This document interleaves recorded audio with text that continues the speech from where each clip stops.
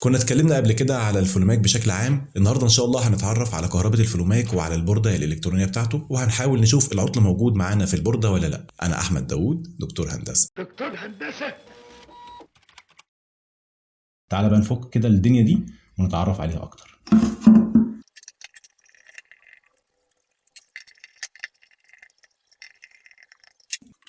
هنا الكارتة جوه اهي، ودي اللمبات. اللمبة الأولانية قلنا إن هي بتاعت الباور، اللمبة التانية اللي هي دليل على تدفق المية، اللمبة الحمراء التالتة دي اللي هي دليل على إنه المية مقطوعة. ضغط الكارتة، هنفك المسمار ده عشان نشيل الكارتة. نفك المسامير دي في الروزيتا دي اللي هي عند دخول الكهرباء. كل روزيتا من دول بيبقى هنا دخول كهرباء ال و ان 220، وده بيبقى ارث، فاحنا ما عندناش ارث يعني. كذلك هنا برضو دخول كهرباء وهنا ارث، الارث هنا وهنا متصلين ببعض.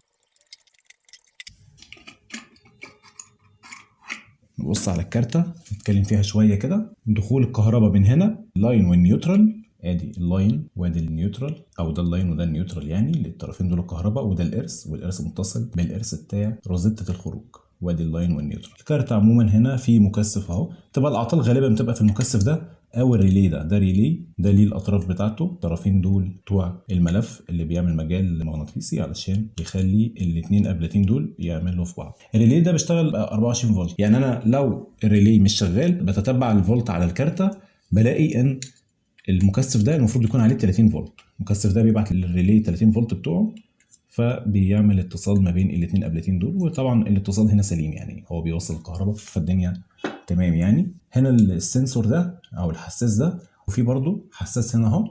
الاثنين حساس دول هما الاثنين بتوع تدفق الميه. ففي عمود بيدخل هنا كده، العمود اللي هنا في الجزء الميكانيكي ده بيبقى عمود ممغنط، بيدخل هنا في المكان المدور ده بتاع الكارت هنا، بيدخل وبعدين بيدي اشاره للسنسور ده بوجود العمود ده، فالسنسور بيعمل الدور بتاعه في الدايره ويوصل الكهرباء. كذلك برضو السنسور ده بيبقى في الجزء الميكانيكي اللي هنا بيبقى فيه زي وزن كده، الوزن ده برضو فيه مغناطيس برضو بيدي اشاره للسنسور ده ان الوزن ده مرتفع لفوق مثلا، فبيدي اشاره انه في تدفق ميه، فايه اشتغل يا بورده وصل لي كهرباء، واشتغل يا فلوماك. لكن الوزن ده لو ساقط بيقطع الكهرباء عن الخروج، يعني الكهرباء ما بتطلعش من البورده، ما بتطلعش للموتور، فما بيشغلش الموتور يعني. حتى تعالى نعمل تجربه على السنسورات دي نشوف هي بتتاثر ازاي. ادي السنسور الاولاني ازاي بيتاثر بالمجال المغناطيسي.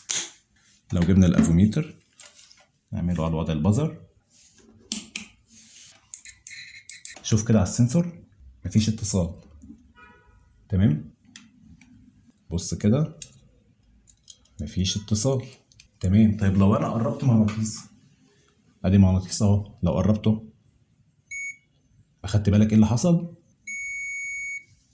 يبقى معنى كده ان السنسور لما قرب منه مغناطيس عمل اتصال بين الطرف ده والطرف ده، فبيدي اشاره للكارته ان في المغناطيسه هنا، يبقى معنى كان في تدفق ميه. هنشوف الكلام ده دلوقتي واحنا بنفك الجزء الميكانيكي. كذلك برضو تعالى للسنسور الثاني بتاع العمود الممانط اللي في الجزء الميكانيكي اللي هو ده، برضو نفس الكلام، المفروض ما يبقاش فيه اتصال، مفيش اتصال. طيب العمود بقى قام وصل للسنسور، العمود الممانط اهو، اخدت بالك؟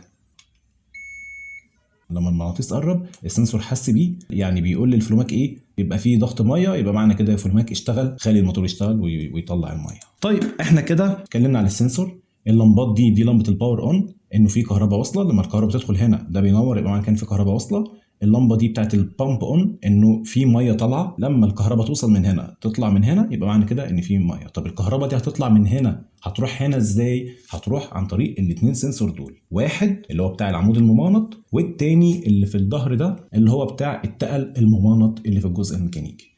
ده بيوصل له انه التقل الممغنط معنى انه طالع لفوق، يعني في تدفق ميه لفوق، يبقى معنى كان هو يقول له ايه؟ خلاص وصل الكهرباء من هنا يا معلم، وصلها لي هنا. يعني ايه وصلها لي هنا؟ يعني شغل الموتور عشان في تدفق ميه، في ناس فاتحه الحنفيه اهي وعايزه الميه. طيب مفيش ميه، الميه قطعه، معنى كده مفيش لا ضغط ميه ولا في تدفق ميه. تلاقي ديت اللمبه الحمراء دي اللي بيبقى مكتوب عندها فيلير بتلاقيها منوره. بصوا يا جماعه، قبل ما ادخل في الشق الميكانيكي انا حبيت بس اختبر الكارته، فانا موصل لها الكهرباء اهو، تمام، من اللمبه السيريا موصل لها كهرباء وطالع منها الخارج اهو.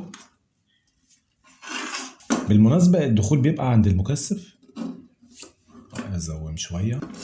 دخول الكهرباء بيبقى عند المكثف والخروج بيبقى عند الريلي. لما بيتولد مجال مغناطيسي هنا، دول بيلمسوا بعض بيوصلوا الكهرباء للخارج. قلت اختبر الكارتة لوحدها كده على حدة. ادي الكارتة اهي، انا وصلت كهرباء. العادي ان البوردة هتفضل موصلة كهرباء للموتور.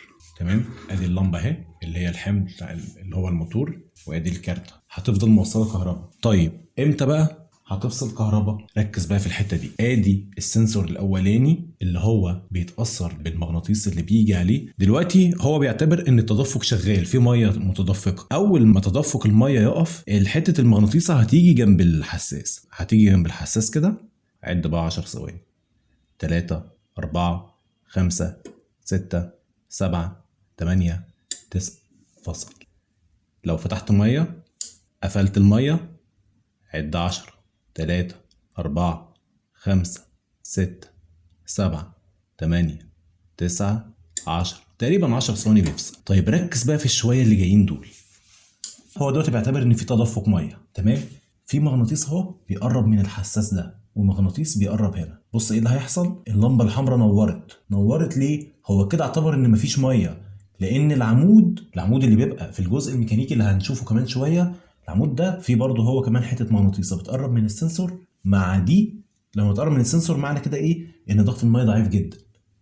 هو كده العمود قرب، وفي نفس الوقت مفيش ميه طالعه، فالمغناطيسه اللي فوق مقربه هي كمان. بص ايه اللي هيحصل. اللمبه الحمراء نورت، بتقول له ايه ده الميه قطع يا معلم، ضغط الميه ضعيف تحت، وفي نفس الوقت مفيش تدفق فوق، الميه قطع. طيب لو انا استبدت شويه كده وفضلت اللمبه الحمراء منوره شويه، فصلت اهي، واللمبه الحمراء هتفضل منوره معايا، دليل انه الميه قطعت. طيب الميه جت، المغناطيسه دي بعدت، بقى في كده ميه، فتحت انا الميه، الموتور اشتغل. تمام. انا كده اتاكدت خلاص ان الكارته بتاعتي سليمه ومية مية. موضوع عدم الفصل المشكله هتبقى من الجزء الميكانيكي اللي هو في المكان ده. فيلا نفتح ونكتشف ايه اللي مخلي المغناطيسه واقفه عند السنسور ومش بتعمل فصل. طيب المرة الجاية إن شاء الله هنتعرف على ميكانيكا الفلوماك بشكل كامل، وهنحاول نشوف العطل اللي معانا ميكانيكي ولا لا. لو استفدت مني حاجة يا ريت تدعي ليا وليك بالصحة والستر وراحة البال والهداية للطريق الصحيح والمستقيم.